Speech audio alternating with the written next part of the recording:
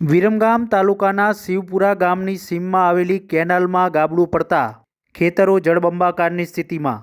વિરમગામ તાલુકાના શિવપુરા ગામની સીમમાં આવેલી કડી વિરમગામની માઇનોર કેનાલમાં ગાબડું પડતા કેનાલના પાણી ખેતરોમાં ફરી વળ્યા હતા।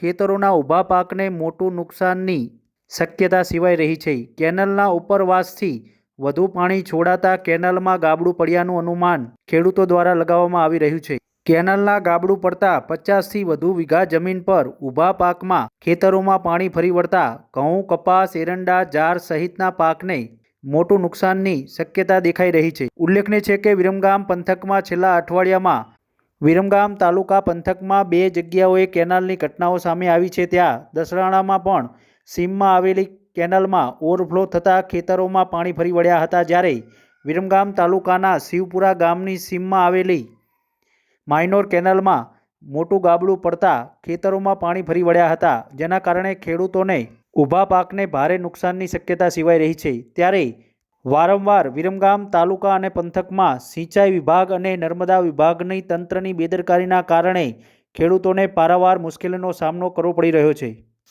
વિરમગામ તાલુકા અને પંથકમાં માઇનોર, સબ ડિસ્ટ્રિક્ટ અને ડિસ્ટ્રીબ્યુટર કેનાલમાં સાફ સફાઈ ન કરાતા તેમજ ઉપરવાસથી ભારે પાણી છોડાતા ઠેર ઠેર જગ્યાઓએ જર્જરિત કેનાલમાં ગાબડા પડી રહ્યા છે। તંત્રની ઘોર બેદરકારીના કારણે ખેડૂતોને મુશ્કેલીનો સામનો કરવો પડી રહ્યો છે।